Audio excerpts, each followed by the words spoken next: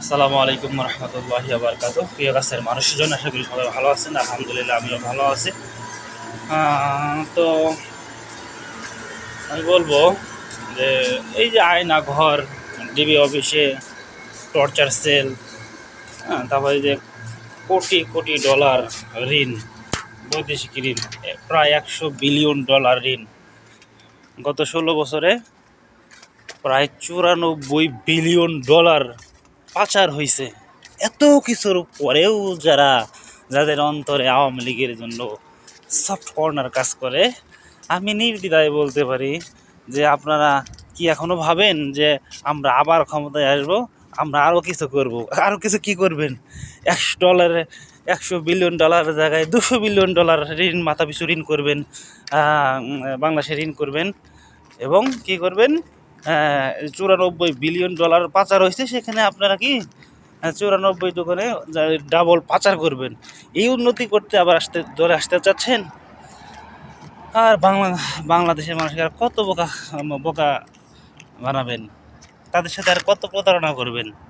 আসুন, মজলুমের দলে চলে আসুন, জালিমের পক্ষ ত্যাগ করুন, জালিমের পক্ষ ত্যাগ করুন, জালিমের পক্ষ ত্যাগ করুন, মজলুমের পক্ষ গ্রহণ করুন।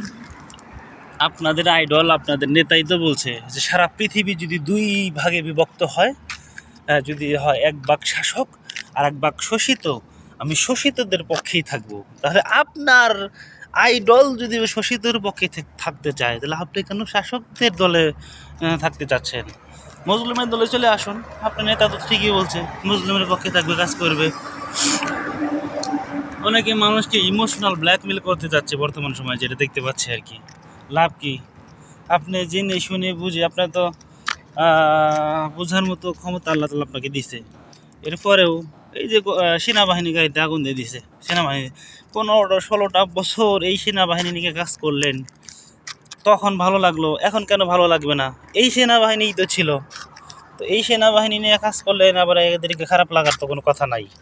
এটা আপনারা বানাইছেন। পিলখানার ঘটনার পরে বিএনপি পন্থী বা অন্য কোনো পন্থী কোনো সেনাবাহিনী আছে? নাই তো, তাহলে কেন খারাপ লাগবে? সত্য সবসময় সত্য, সত্য তিক্ত হলে শক্ত, সত্য। ঠিক আছে, সময় আছে, সত্য ন্যায়ের পথে মজলুমদের পক্ষে চলে আসুন। দুনিয়াতেও সম্মান পাবেন, আল্লাহ তাআলা আখিরাতেও আপনাকে সম্মানিত করবে। অতএব চলে আসুন। খারাপ সময়, ভালো সময় সবসময় আসে মানুষের জীবনে। তো আপনি এটা বলে আর অন্যায়ের পথকে প্রাধান্য দিতে পারেন না। অন্যায় চিরদিনই অন্যায়। এ বলা আছে, কোরআনের আয়াত আছে, সত্য চিরদিনই সত্য। যখন সত্য আসবে, মিথ্যা পলায়ন করবে। তো সত্য চলে এসছে, মিথ্যা পলায়ন করছে। মানে আপনি কার জন্য দল করতেছেন? আপনার নেত্রী আপনাকে বিদেশের মধ্যে ফালাইয়া ধুইয়া সে নিজের সেফটির জন্য চলে গেছে, আপনাদের কথা একবারও ভাবে নাই। তাহলে আপনি কি কার সে দল করতেছেন? আপনার মতো বোকা আর দুনিয়াতে নাই।